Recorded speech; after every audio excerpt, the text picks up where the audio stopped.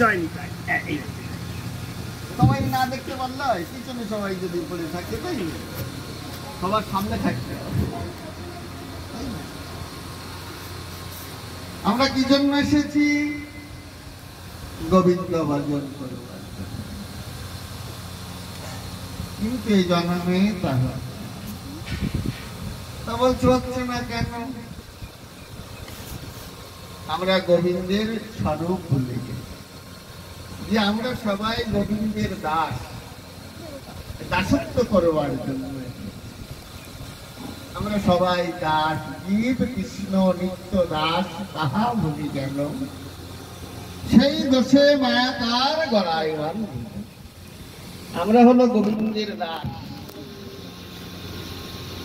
আমরা এই জগতে কেউ একসঙ্গে সবাই আসি, এক একজন আগে পিছিয়ে এসেছি, আবার কিন্তু এক একজন এরকম আগে পিছিয়ে চলে যাব, তাই না? আমরা কি সবাই একসঙ্গে যেতে পারবো? আমার আত্মীয় পরিজন সন্তান এই জগতে যারা আছেন সবাইকে সঙ্গে নিয়ে আমরা আবার এই ধাম থেকে সেই নিত্যধামে যাব। এটা তো নিত্যধাম না, এটা তো এই লীলা চলছে। হ্যাঁ, আর নিত্য হলো আমরা এখানে লীলা ছেড়ে যখন চলে যাব।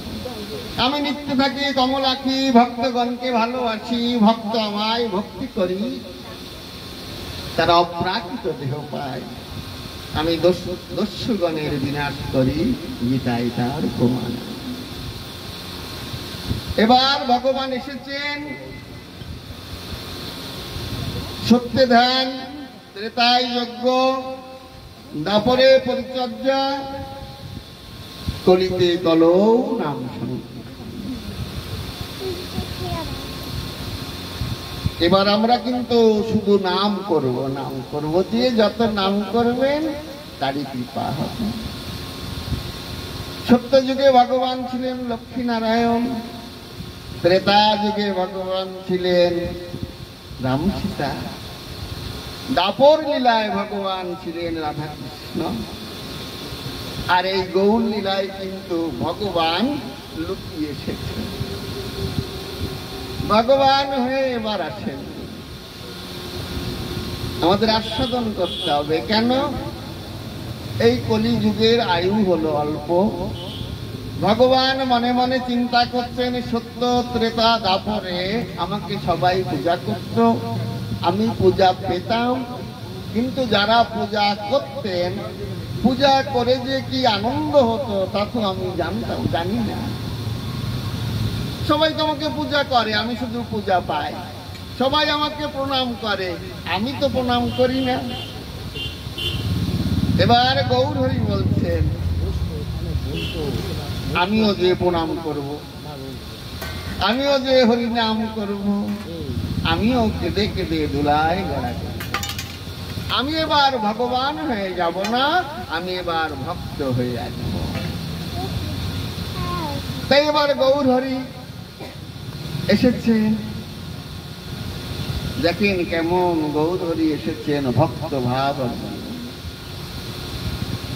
মনে মনে চিন্তা করছেন, আমি তো এই ভক্ত হয়ে যাব, ভগবান হয়ে তো যাব না।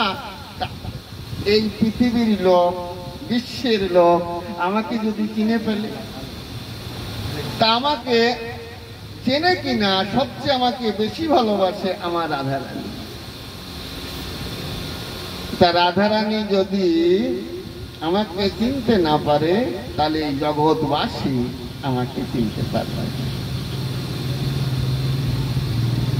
সেই দাপরের শেষ, কলির প্রারম্ভ, ঠিক এমতো অবস্থায় শ্রীধাম বৃন্দাবনে সেই বিলাস কুঞ্জে সখীগণ বেষ্টিতা হয়ে ললিতা, বিশাখা, সুদেবী, চম্পকলতা, ইন্দ্ররেখা, তুঙ্গবিদ্যা, ইন্দ্রা, অনঙ্গ, চিত্রা একসঙ্গে বেষ্টিত হয়ে মাঝে গোবিন্দের বাম উরুর উপরে মাথা দিয়ে রাধারানী শয়ন করে আছে। আমাদের গ্রন্থে বলছেন এটা স্বপ্ন বিলাস কীর্তন বলে শয়ন করে আছে। কেন? গোবিন্দ দেখছেন যে আমাকে চিনতে পারে কিনা। দাপরের শেষ, কলির প্রারম্ভ। নিধুবানে দোহ জানে চৌদিকে সখী সনে সতী আছে রসের আলসে নিশিশেষে বিধুমুখী উঠিলেন স্বপ্ন দেখি কাঁদে কাঁদে কহে বধূ পাশে চতুর্ভুজ আদি কত বনের দেবতা যত দেখিয়াছি এই বৃন্দাবনে। সুন্দর শ্রীধাম বৃন্দাবনে কত রূপের মানুষ দেখেছি। চতুর্ভুজ কৃষ্ণ, ষড়ভুজ কৃষ্ণ, অষ্টভুজ কৃষ্ণ, কিন্তু তবু আমার এই দেহ মন প্রাণ আত্মা যৌবন তো তার কাছে আমি দিইনি। তুমি তো আমার শ্যাম সুন্দর, তুমি তো আমার প্রাণবল্লভ, তুমি তো আমার বধূরা। আমি কি রূপ দর্শন করলাম? স্বর্ণ বর্ণ দুটি পুঞ্জ দেহ কান্তি, যাকে দর্শন করে আমার এই মন প্রাণ আত্মা যৌবন আমার যা কিছু আছে সব দান করে দিয়েছি। আমি যে বিচারিণী হয়ে গেছি, প্রাণবল্লভ, বলো তো আমি কি করি? আমাদের মনে মনেও যদি অন্য কোনো পুরুষের চিন্তা করা হয়, তবু আমি কিন্তু বিচারিণী হয়ে যাই। এমনই প্রভুর লীলা। আমাদের কি করতে হবে? আমাদের ওই রাধা গোবিন্দ সেবা করতে হবে, আমাদের পঞ্চতত্ত্ব সেবা করতে হবে, আমাদের গোপালকে সেবা করতে হবে। আর আমরা কাউকে সেবা করব না। বলে কেন করব না? আমরা ওই রাধা গোবিন্দের যুগল মন্ত্র কর্মে নিয়েছি। আমাদের উপাসনাও থাকবে রাধা গোবিন্দের উপাসনা, কারণ ওই মন্ত্রই তো আমাদের কর্মে। আমাদের ভজনটাও হলো এই। আর কলিযুগে কোনো ভজনা নাই। দেবতারাও বাঞ্ছা করে মানব হইতে, মানব হয়ে চায় রাধা কৃষ্ণ ভজিরা। কৃষ্ণের যতক খেলা সর্ব উত্তম নরলীলা, নর বপু মানে শরীর, নর বপু তাহার শরীর। তাহলে কি কৃষ্ণ যত লীলা করেছেন, যত খেলা করেছেন, সব খেলাই হলো নরতনু ধারণ করে যে খেলা। কৃষ্ণের যতক খেলা সর্ব উত্তম নরলীলা, নর বপু তাহার স্বরূপ। গোপেশ বেনু কর নবকৈশোর নটবর, নর লীলা কৃষ্ণের হয় অনুরূপ। কৃষ্ণের মধুর রূপ সোনা শুনো সনাতন, যার এক কণায় ডুবায় সর্ব ত্রিভুবন, জগৎ করে আকর্ষণ। চিৎশক্তির পরিণতি বিশুদ্ধ সত্তার লোক দেখাইতে, সেই রূপ ও রতন ভক্তগণের গুণধন প্রকাশ করিলেন নিত্য লীলা হইতে। আমাদের মাঝে মাঝে মনে মনে সবসময় প্রতিজ্ঞা করতে হবে, সংকল্প করতে হবে। বলে কি সংকল্প?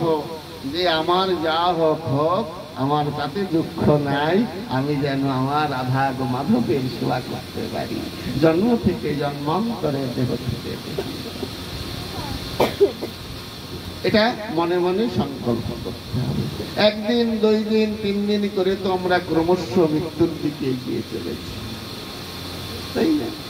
অনিত্য শরীরানি বিভব নৈব শাশ্বত, ক্রম সন্নিহিত মৃত্যু কর্তব্য ধর্ম সঞ্চয়।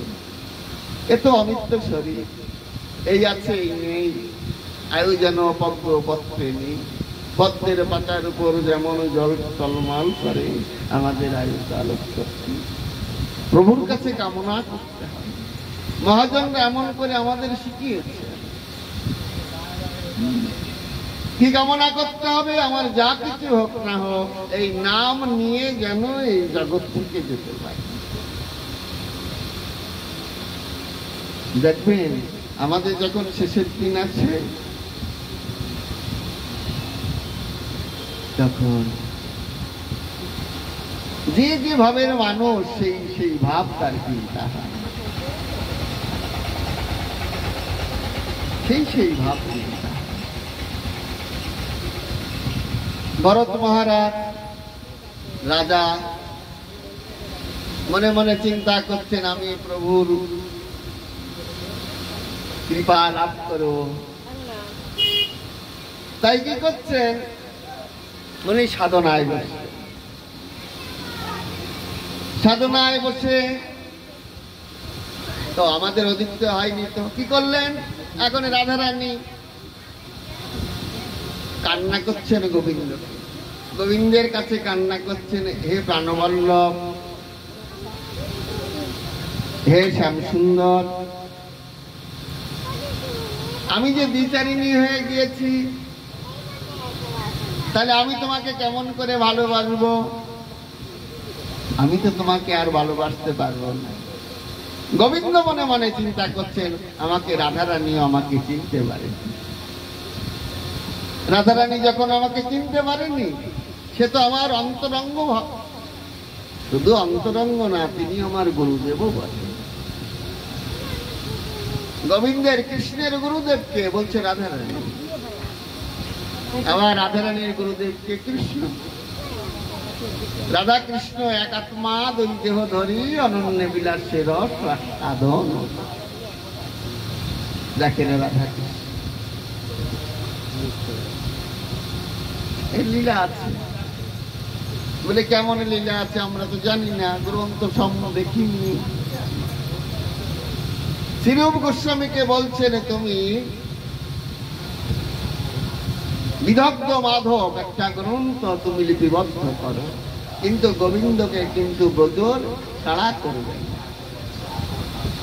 যেন ব্রজের ভিতর থাকে, ব্রজের থেকে বার করা যাবে। মানে আমরা যে কর্ণে মন্ত্র দিই, মন্ত্রটা কি করে এলো এই জগতে? এখন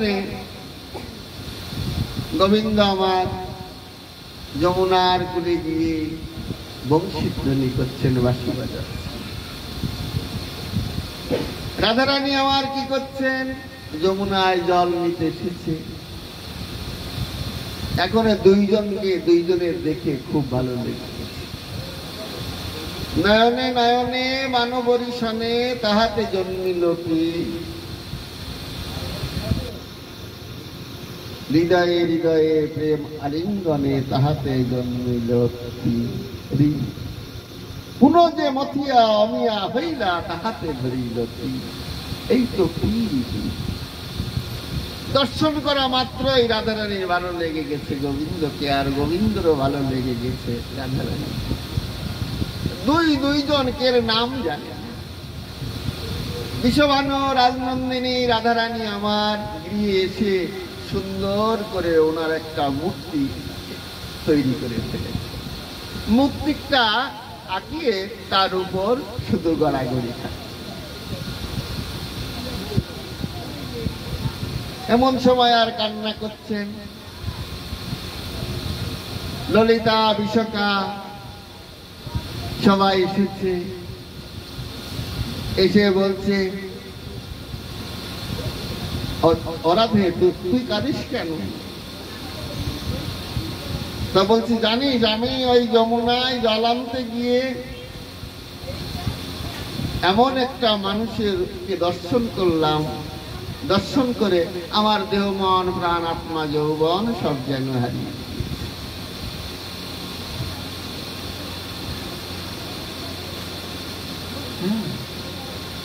আমি কিরূপ হেরিনু মধুরা মরতি, প্রীতিরা সেরসা আমার হেন লয় মনে, এদিন ভুবনে তুলনা দেব যে কার। আমি এমন রূপ দেখে এলাম, সেই রূপের তুলনা আমি কার কাছে দেব?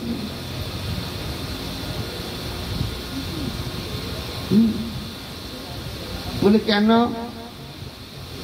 একটু বল কেমন রূপ দেখেছিস ললিতা বিশাখা? সে বলছে, বলে জানিস আমি এমন রূপ দেখেছি আমার এই নয়নে তাকে ধরতে পারবে না। তার নয়নের তো বদন নেই, সে বলবে কি করে? আবার বদন তো দেখেনি, তার তো নয়ন নেই। এমন রূপ দেখেছি, সেই রূপটা দেখে আমি যেন সব হারিয়ে ফেলেছি। হ্যাঁ, এমন রূপের মানুষ। তাই চিত্রপটটা এঁকে সেখানে গড়াগড়ি খাচ্ছে। বলে একটু যা দেখেছিস তা একটু বল। তা বলছে, আমি যা দেখেছি তা কি করে বলবো? এই জগতে তার তুলনা হয়। মানে এই জগতে আমরা যেমন এই জগতে জন্ম নিয়েছি, আমাদের মতো আর একটা মানুষ এই জগতে আছে, একই রকম দেখি। এই পৃথিবীতে প্রত্যেকটা মানুষের দুটো দুটো রূপ আছে, মানে দুইজন একই রূপের পাওয়া যায় খুঁজতে, কিন্তু গোবিন্দের রূপের সঙ্গে তুলনা হয়। বলে তুলনা হবে না কেন? বলে গোবিন্দ গোবিন্দ, গোবিন্দের যে রূপ ওই তার তুলনা কবু তুলনা, তার তুলনা তার তুলনা। গোবিন্দরে দেখতে কেমন? গোবিন্দের মতো। আমার গৌর হরিকে দেখতে কেমন? গৌর হরির মতো। আর জগতে আর গৌর হরির দ্বিতীয় কোন রূপ নাই। এই রূপের মানে তো বলো, দেখো কি দেখেছে একটু বলো। তা বলছে, আমি স্বপ্ন দেখিনু এক বংশীবাদনে, তখন আইল দুই বৈরী। দুই বৈরী মানে সত্যি আনন্দ আর মদন, হরে নিল মোর মন, আমি দেখিতে পারিলাম না নয়ন হরি। জানিস আমি স্বপ্নে দেখছিলাম সেই গোবিন্দ বাঁশি হাতে করে দাঁড়িয়ে আছেন, মুখে হাসি, মৃদু হাসি, মাথায় ময়ূরের পাখা, তাতে রাধা নাম, কিন্তু আমি দেখতে পারলাম না। বেঁধেছে বিনোদ চূড়া নবগুঞ্জ দিয়া রে, বেঁধেছে বিনোদ চূড়া নবগুঞ্জ দিয়া রে, তার উপর ময়ূর পাখা বামে হেলাইয়া রে, বেঁধেছে বিনোদ চূড়া। বড় বিনোদিয়া চূড়ার টাল, তাহাতে চাপার কলে, কলির সৌরভে জগত মাতাল, ঝাঁকে ঝাঁকে আসে অলি। ভ্রমর আসছে, বলে ওই কলিতেও মধু ভরা। জানিস ওই কলিতেও মধু ভরা। কেন? কলি আছে, ফুল তো ফোটেনি, মধু এলে কোথা থেকে? বলে হ্যাঁ, যারা গোবিন্দের পরশ পেয়েছে তাদের ভিতর মধু। বলে কি মধু? গোবিন্দ সেবার মধু। দেখেন আমাদের জীবনে যারা ছোটবেলার থেকে সেই গোবিন্দের কৃপা লাভ করেন, মন্ত্র পান, তারা আমাদের থেকে অনেক এগোনো। বলে কেন? এমন ভক্ত আছেন আমাদের জগতে জন্মগ্রহণ করে তারা নিরামিষ সেবা করে, আর গোবিন্দ সেবায় নিয়োজিত হয়। প্রসাদ ভোজে গোবিন্দ সেবায় নিয়োজিত, তাদের পূর্ব জন্মে এগোনো আছে, তাই তারা হয়েছে। আবার কোন কোন মানুষ বলে কি আমাদের এখনো সময় হয়নি, মৃত্যু পথযাত্রী, তবুও তারা গোবিন্দের কৃপা লাভ করতে পারে। বলে পারবে কি করে? এগুলো তো নেই। দীক্ষাকালে শিষ্য করে আত্মসমর্পণ, সেই কালে গুরু তারে করে আত্মসম, সেই দেহ হয় তার চিদানন্দময়। এই চিদানন্দ দেখে তবে রাধা গোবিন্দ। দেহ যদি শুদ্ধ না হয় রাধা গোবিন্দ ভজনা করবে কি করে, ভালোবাসবে কি করে? বলে ভালোবাসা কি?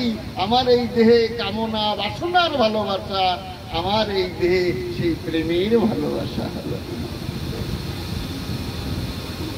কামনার ভালোবাসা, দেহ দেহির ভালোবাসা হয়, 2 দিন পরে ওই ভালোবাসা বিচ্ছেদে পরিণত হয়। আর আমার এই রাধা গোবিন্দের ভালোবাসায় বিচ্ছেদ নেই। যত বেশি দিন যাবে তত ভালোবাসা আর গাঢ় হবে, কাম থাকবে না, শুধু থাকবে প্রেম। আমাদের যখন বয়স হয়ে যায়, এই বয়সের ভালোবাসা 2 দিন পরে নষ্ট হয়ে যায়, কিন্তু গোবিন্দের ভালোবাসা উত্তর উত্তর বৃদ্ধি হয়, তা নষ্ট হয়,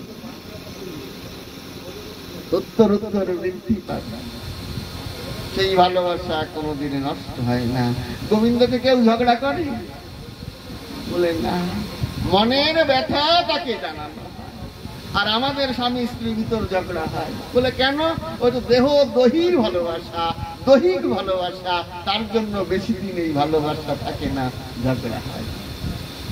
আর আমাদের গোবিন্দের সঙ্গে ঝগড়া হয় না, ও 2 সময় নয়ন দিয়ে জল আসে, বলে কেন প্রভু তোমাকে আমি ভালোবাসতে পারলাম, তোমাকে আমি সেরকম করে ভালোবাসতে পারলাম না। 1-2 দিন, 3 দিন, 1 মাস, 2 মাস, 1 বছর, 2 বছর করে ক্রমশ মৃত্যুর দিকে গিয়ে চলেছি, তবু আমি তোমাকে সে ভালোবাসতে পারলাম। আর আমাদের সংসার জীবনে ঝগড়া হয়, বলে কেন হয়? এটা কামনার ভালোবাসা, তার জন্য ঝগড়া হয়। যেদিন এই প্রেমের ভালোবাসা হয়ে যাবে সেদিন আর ঝগড়া হবে, তখন বিরহ আসবে। প্রভু, যার জন্য তুমি জগতে পাঠিয়েছ, আমার দ্বারাই তোমার সেবা হলো,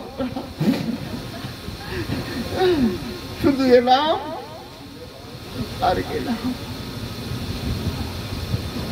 পিতা মাতাকে আমার সেবা হলো না। ছোটবেলায় আমাকে কত আদর যত্ন করে মানুষ করেছে, তা তো আমি করতে পারছি। চৈতন্য যখন হয়ে যাবে তখনই তার এরকম মন। আমার গোবিন্দ দেখছেন, শ্যাম সুন্দর দেখছেন,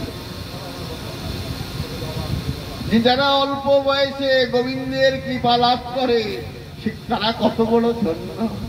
আমার তোরাই কৃপা হল। তাই কলিতেও মধুয়ারা, কলিতেও মধুয়ারা। রাধারানী বলছেন, জানিস সখীরে,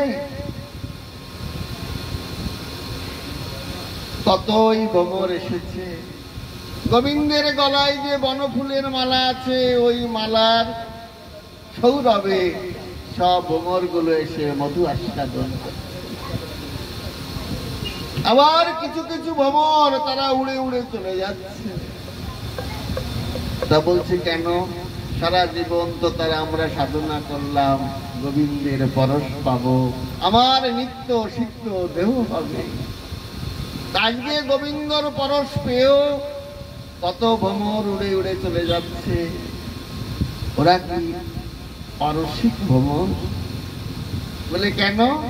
ওরা কি ওই গোবিন্দের রসের সন্ধান জানেনি, তার জন্য কি উড়ে উড়ে চলে যাচ্ছে। রাধারানী বলছেন, মানে গোবিন্দ বলছেন রাধারানীকে যে তোমরা ওকে অরসিক বলো না। বলে কি বলবো, ওরাই তো আমাদের রসিক ভবন।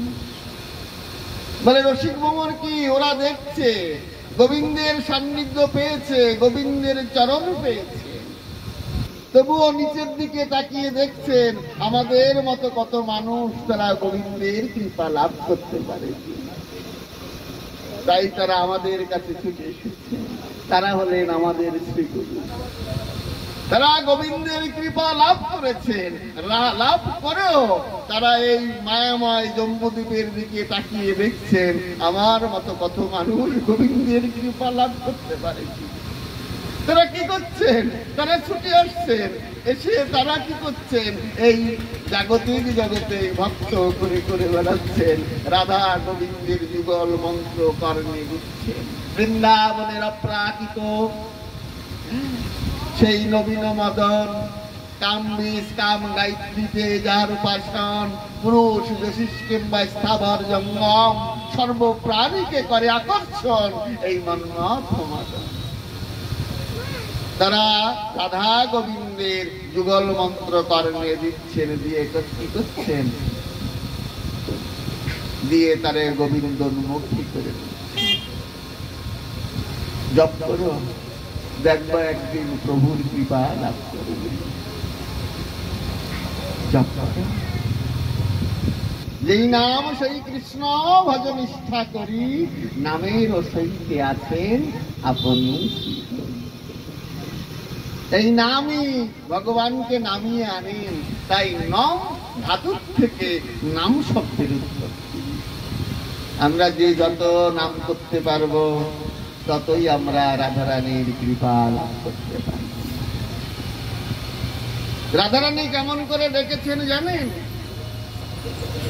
আমাদের শাস্ত্রে বলছেন রাধারানী কেমন করে গোবিন্দকে ডাকেন। বলে কেমন করে ডাকতেন?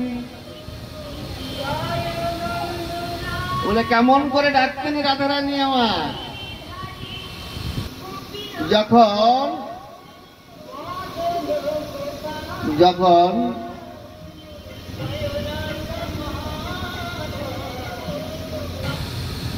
যখন বৃন্দাবন ছেড়ে অক্কুর গোবিন্দকে নিয়ে মথুরায় চলে গেছেন। কেমন করে ডেকেছিলেন রাধারানী? আমরা তা না পারি কিছু করে ডাকি। যখন চলে যাচ্ছেন, বৃন্দাবন ছেড়ে নিয়ে যাচ্ছেন কাকা অক্কু, রথগুলো রথে করে নিয়ে যাচ্ছেন। যখন নিয়ে যাচ্ছেন যেন সখীরা বিশ্রাম, বৃন্দাবনের সখীরা মনে মনে চিন্তা করছেন আমাদের এই বৃন্দাবন চন্দ্র আর বৃন্দাবনে কিরণ দান করবেন, আজকে মথুরায় গিয়ে মথুরায় কিরণ বর্ষণ করবেন। মনে খুব ব্যথা। রাধারানী গোবিন্দের ভাবে বিভোর হয়ে অচৈতন্য হয়ে পড়ে আছেন বিলাস। ললিতার যে ডাকছেন রাধে ও রাধে রাধে, রাধারানীর কোনো সাড়া নেই। এদিক ওদিক খুঁজছেন। কি খুঁজছেন? দেখে তুলো, একটা তুলো পেলেন। তুলো নাকের কাছে ধরে দেখছেন তুলোটা নড়ে কিনা, রাধারানী কি বেঁচে আছে কিনা। কি ভালোবাসা! দেখে তুলো নড়ছে, খুব কম নড়ছে। এমন সময় দূরে দেখতে পাচ্ছেন এক রাজহংস চলে যাচ্ছে। বলে আমি কোথা থেকে বলছি? শ্রীরূপ গোস্বামীর হংস দূত একটা গ্রন্থ আছে, সেই গ্রন্থে এমন করে লিপিবদ্ধ করে। হংস চলে বেড়াচ্ছে, হংসের কাছে গিয়ে বলছেন, হংস তোর চরণে আমার কোটি কোটি প্রণাম। তা বলছে, কেন তুমি আমাকে প্রণাম দিচ্ছ কেন? বলছে, তো তোর ভিতর একটা গুণ আছে যা আমার ভিতরে নাই। বলে, কি গুণ? তুই দেখতেও একেবারে শুভ্র বর্ণ, সাদা, আর পরে যদি জল আর দুধ একসঙ্গে মিশায় দিয়ে দিই, তুই জলটুকু রেখে দিয়ে দুধটুকু সেবা করতে পারিস। তোর একটা গুণ আছে। বলছে, আমার যতই গুণ থাক, আমাকে দেখতেও যেমন, একটা বককে দেখতেও তেমন। তা তুমি শুধু শুধু আমাকে ভালোবাসছো কেন? ওই বককে তো ভালোবাসতে পারো। দেখেছেন, বক দেখতেও সাদা, তাই না? হংসকে দেখতেও সাদা, কিন্তু হংসের বদনে একটা গুণ আছে। সেই গুণটা কি? জল আর দুধ একসঙ্গে মিশিয়ে দিলে জলটুকু ফেলে রাখে, দুধটুকু সেবা করে রাখে। তা তুই পারবি আমার গোবিন্দকে ভালোবাসতে? জানিস, আমরা তো গোবিন্দকে ভালোবাসি, তারে দেখতে কালো, তার মনটাও কালো। আর তুই তো পরিষ্কার, তোর মনটাও পরিষ্কার। আরো তোর একটা গুণ আছে, সেই গুণটা তোর বদনে প্রভু এমন দিয়ে দিচ্ছেন, দুধটুকু সেবা করি আর জলটুকু রেখে দিই। আমার গোবিন্দকে আমরা ভালোবেসেছি সারা জীবন, তা ভালোবেসে শুধু কষ্টই পেয়েছি। খুব চালাক, দেখতেও কালো, মনটাও খুব চালাক, মনও কালো। তা তুই এক কাজ কর, এখান থেকে গিয়ে মথুরায় রাজা হয়েছে, দেখ আমার রাজারানী কি করছে। তার নিঃশ্বাস বইছে না। তা তুই যে একটু খবরটা দিয়ে আসবি। তা বলছে, আমি তো পথ চিনি না, আমি যাব কি করে? আমাদের ভজনটাই, আমি তো পথ চিনি না, যাব কি করে? বলে, আমি বলে দিচ্ছি, সেইভাবে যাবি। আজকে ললিতা সখী বলে দিচ্ছেন গোবিন্দের কাছে কেমন করে যেতে হয়। আমি তো পথ চিনি না। বলছে, আমার অপুর কাকা যখন গোবিন্দকে নিয়ে যাচ্ছিলেন, তখন রাধারানী কে বলছি, শোনো, আমরা ওই রথটাকে টেনে ধরি। রথটা যদি টেনে ধরি, তাহলে তো ওই রথ নিয়ে আর মথুরায় যেতে পারবে না। আমরা সবাই বৃন্দাবনের যত গোপীগণ আছি, যত সখীগণ আছি, ওই রথটাকে টেনে ধরব, তাহলে তো আর মথুরায় নিয়ে যেতে পারবে না। এমন সময় রাধারানী বলছে, ললিতারে, তোরা কি বলছিস? ও কিন্তু কাকা হয়। তা কাকার সামনে গিয়ে রথ টেনে ধরা যায়? তাহলে কাকার অপমান করা হবে না।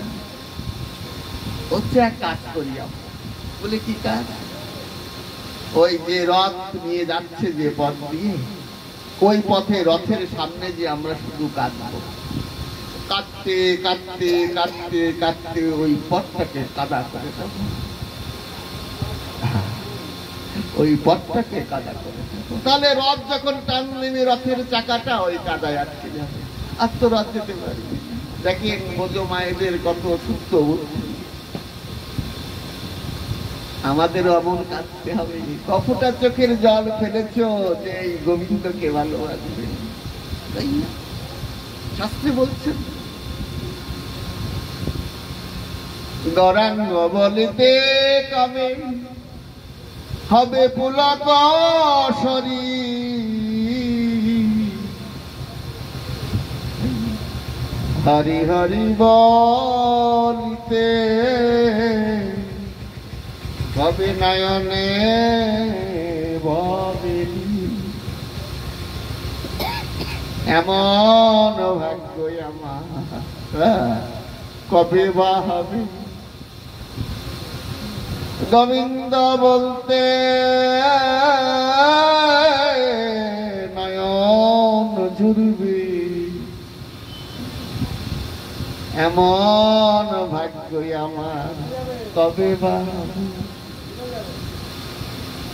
আর কবে নিতাই চাঁদ করুণা করিবে, এই সংসার বাসনা মোর কবে তুচ্ছ হবে। সংসার থাকবে, বাসনা থাকবে না। এই সংসার আমার, আমি সবাই কি করছি যে চুপ পারি, আর যেন এই গোবিন্দের প্রসাদ আমার সাথে। সংসার বাসনা মোর কবে তুচ্ছ হবে, বিষয় ছাড়িয়া কবে শুদ্ধ হবে মন, কবে হামহেরিব সেই মধুর বৃন্দাবন। রূপ রঘুনাথ পদে কবে হইবে আকুতি, কবে হাম বুঝিব সেই যুগল। রূপ রঘুনাথ পদে রহে যেন প্রার্থনা করে সদা নরোত্তম নাথ ঠাকুর এমন করে গোবিন্দের একটা প্রার্থনা করে। আজকে নয়নের জল দিয়ে রাস্তা ভিজিয়ে দিয়েছে, রথ চলছে, তবুও রথ অক্ষর কাকা চালিয়ে নিয়ে গেলে। হংস তুই কি করবি জানিস? ওই নয়নের জল দিয়ে যে রাস্তাটা ভিজে গেছে, ওই দেখে দেখে তুই মথুরায় চলে যাবি। তা মথুরায় যে কি করব? তা মথুরায় যে কি করবি জানিস? আমার গোবিন্দের কাছে একটা সংবাদ। বলে কি সংবাদ দেব? তুই গিয়ে বলবি, কিচ্ছু বলবি না, কারণ গোবিন্দ তো এখন রাজা হয়েছে। মথুরার রাজা, মথুরার রাজা হয়েছে, তার অনেক কাজ। দেখেন ভালোবাসাটা কেমন, কেমন সংবাদ দিচ্ছে, অনেক কাজ। সে তো পারবে না। তা তুই এক কাজ করবি, যখন রাত্রি হয়ে যাবে, আমার প্রাণবল্লভ ঘুমাতে যাবে, ওই সময় তুই জানলার কাছে উড়ে গিয়ে বলবি। তা বসে কি বলবো তাও তো জানি না। হংস বলছে কি বলবো? তাহলে আমরা যাব কি করে গোবিন্দকে দর্শন করতে? ওই কান্না ভিজানো পথ দিয়ে যেতে হবে, তাই না?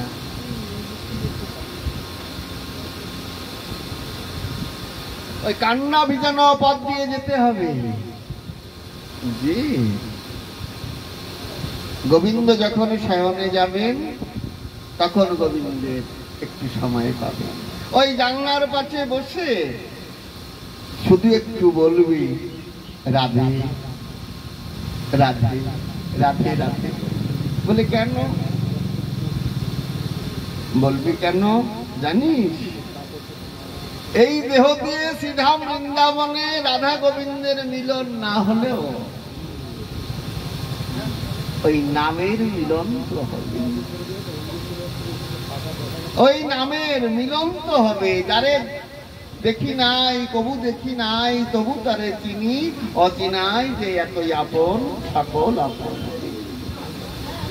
শুধু রাধে বলবি, কারণ রাধে নাম শুনলে পাথর বলে যায়। আর আমাদের শ্যাম সুন্দরের হৃদয় বলে কিনা তুই একটু দেখি, যা দেখে। আজকে হংস ওই পথ দিয়ে গিয়ে গিয়ে জানলার পাশে বসে আছে। আমাদের যদি সারাদিন গোবিন্দের নাম করার সময়ও না হয়, আমরা যেন রাত্রে শোয়ার আগে একটু বসে বসে গোবিন্দের স্মরণ করতে পারি। হে কৃষ্ণ করুণা সিন্ধু দীন বন্ধু জগৎপতে গোপীশ গোপিকা কান্ত রাধা কান্ত নমস্তুতে।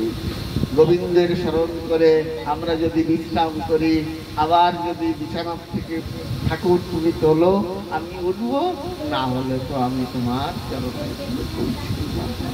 এই সব সময় বাসনা থাকবে, এই ধ্যান থাকবে, এই জ্ঞান থাকবে, এমন করে আমরা প্রভুর কাছে পৌঁছাতে পারবো, তাই না?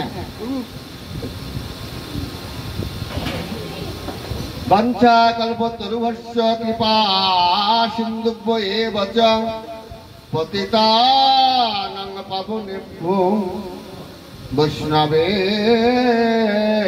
নমো নমঃ।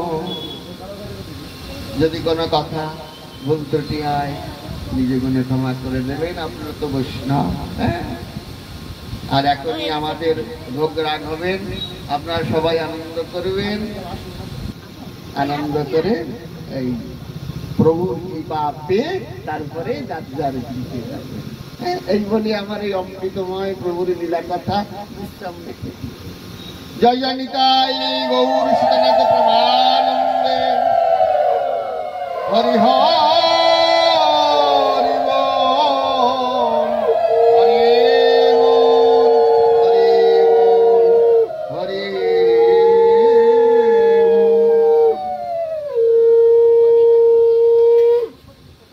হরি বল, হরি বল, হরি বল, হরি বল। জয় নিতাই, জয় গৌর হরি, হরি বল।